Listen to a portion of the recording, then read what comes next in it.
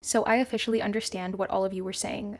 Now, I don't know what happens beyond this episode, but if it were up to me, I probably would have ended the season right here. But it is what it is, we can't change anything, so all we have to do is keep on swimming. And while we're swimming, let's talk about Season 2, Episode 9 of Twin Peaks, aka Arbitrary Law. So without further ado, let's get into it. Before we jump into the episode itself, let's start with the Log Lady intro, because as ever, Margaret sums it up best.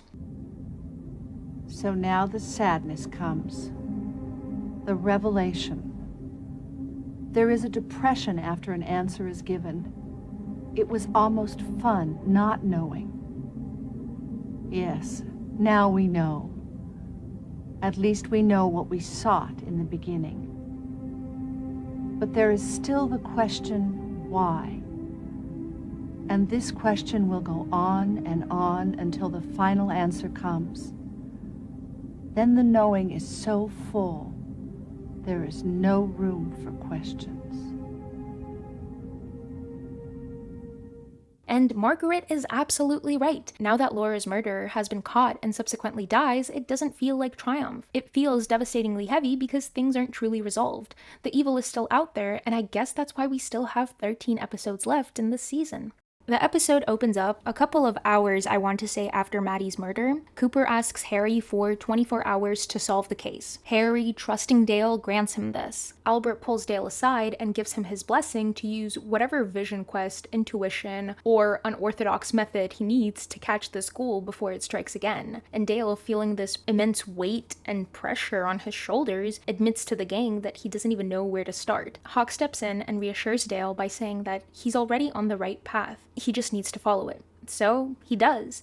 And thankfully for once, Donna actually brings what she knows directly to Cooper instead of launching her own investigation. She tells him about Mrs. Tremond and Pierre, aka Baby David Lynch, and upon arriving at the house, they learn that Mrs. Tremond had actually died 3 years ago. Her daughter now lives at this house and has been living at this house and has no children. So whatever Pierre is, he was never Mrs. Tremond's grandson. Now previously I said that whatever Pierre is, I don't think it's human. And we know that Twin Peaks works on forces of good and evil. It also draws from Native American mythology. But what if Pierre is the ultimate creator behind all of this? Like, for instance, a lonely cosmic entity who set these events in motion just to watch them play out. He's neither good nor evil, he's just lonely. And this reminds me of a lyric from the Russian band called Noise MC in their song Is the Universe Infinite? They describe God as a lonely child wandering through an empty toy store, building things, unwrapping them, and going in circles searching for a missing piece. And I can't help myself but to go back to Pierre and view him through this lens. What if he built all of this, Bob, Mike, the town of Twin Peaks, just because he was lonely and wanted something to watch? And maybe Dale is his missing piece. Who knows? Maybe we'll get more answers down the line. But going back to the episode, when Miss Tremond hears Donna's name, she hands her a letter that was left in her mail the day after Harold's death. It is addressed to Donna in Harold's handwriting. Inside is a missing page from Laura's secret diary, and it reveals that Laura had the same dream Cooper had in Season 1, Episode 3, and she writes that Bob is afraid of one man, and that man is Mike. So Coop goes to Mike, who tells him about the golden circle, the perfect relationship between appetite and satisfaction, which turns out to be Cooper's ring, the one the giant took from him in the season premiere, and that is the same ring that appeared on his hand many, many years ago after his mother died. In the autobiography After Dale's Mother Dies, a ring appears on his finger through a dream, which he later learns was passed down from her father to his mother,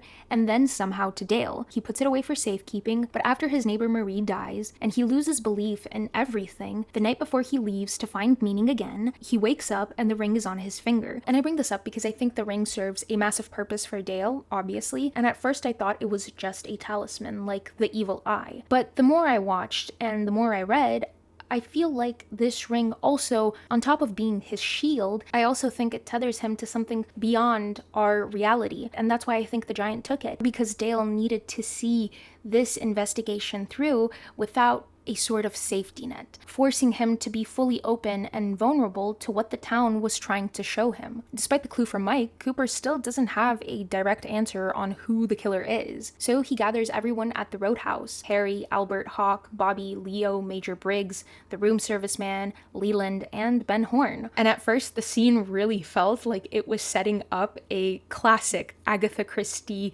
denouement parlor reveal. But then the room service man pulls out a stick of gum. Leland mentions how much he loved that brand as a kid, to which the old man responds, "That gum you like is going to come back in style." And in that exact moment, the final piece clicks. Cooper remembers everything, specifically what Laura whispered to him, and then the giant appears, returning Cooper's ring to his finger. Then, of course, Leland is arrested, and Bob, through Leland, confesses to everything. He confesses to killing Laura, Maddie, Teresa, and then Bob, because he really wanted to escape, I'm assuming, bashes Leland's head into the wall until he collapses. Cooper immediately runs in and holds Leland, and Leland tells them how it happened, that Bob came to him as a child in his dreams and said he wanted to play. Leland, not knowing better, let him in, and every time Bob was inside him, Leland would wake up afterwards and remember nothing. He then continues to say that the dark forces also wanted Laura, but she fought them. She wouldn't let them in, so they blamed Leland for failing to deliver her and made him kill her instead. And as he is about to close his eyes forever, that's a little bit dramatic,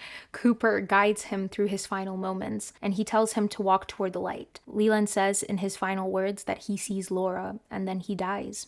By the end of the episode, it's the next morning, and Albert says something I think is one of the best lines in the whole show. He says, "Maybe that's all Bob is, the evil that men do." And I think he's right. Bob isn't a creature with a fixed form. He's just something that happens when evil finds a crack in a person and gets in. It could be through grief, it could be through trauma, or through a door someone opens in their dreams without even knowing it. Like, for instance, Cooper's childhood nightmares from his autobiography. The man that was trying to get into his room and his mother warning him to never open that door. I think that was also a version or a different face of Bob. And even Wyndham Earle going into the abyss and coming out completely changed. That was also him letting Bob in, or a version of Bob in. Though in Earle's case, I do think he willingly invited it in. Now, unfortunately, Bob doesn't die with Leland. The final scene, at least as I interpreted it, is his spirit moving through a ravine looking for something that could be his vessel. And then he finds it, an owl, and this just confirms that he's still in Twin Peaks, and that the evil isn't gone, it's just moved to a different vessel.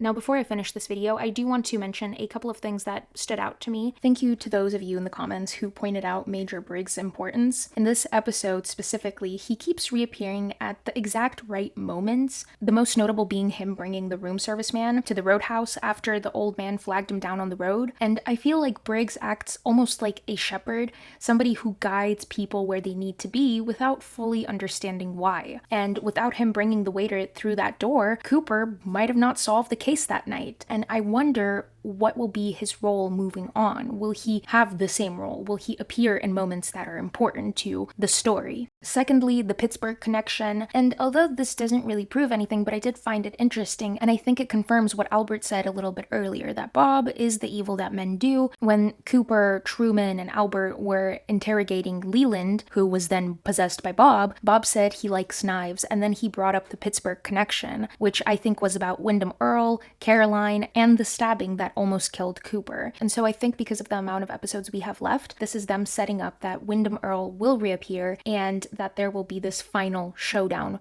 between Cooper and Earle. Hopefully all of it gets resolved by the end of this season. And finally, it's not really important, but let's talk about James and Donna for a second. So in this episode, James gives Donna a promise ring at the Double R. He says he always wants to be close to her. And then after Donna escapes becoming Bob's next victim at the Palmer house, and after she understands that Maddie has been killed, she's walking through the forest, clearly distressed. James finds her, she tells him about Maddie, and then he just leaves. He says that he needs to be alone and drives away. While I understand that he's in shock, but you don't leave someone you love distressed in the forest in a town where people are being murdered. At minimum, get her home and then leave. If I were in Donna's shoes, I would be upset, but because I'm not, I do wonder how she will react to all of this. Will she understand James, or is this the end of Donna and James? And isn't that interesting? The most insufferable couple, and yet here I am worried about them. But that is it. This episode felt like a finale. The case is technically solved. The killer is technically dead, but the evil is still out there, and there are 13 more episodes. At this point, I have a strong feeling that Wyndham Earl will be introduced, and considering Bob is still out there, maybe somebody else will become possessed. Also, I do know I have been really bad about filming these videos, so the next time you guys get a Twin Peaks video, it will be all the episodes remaining in season 2. But yeah, that's it. Thank you so much for watching, and I'll see you next time. Bye!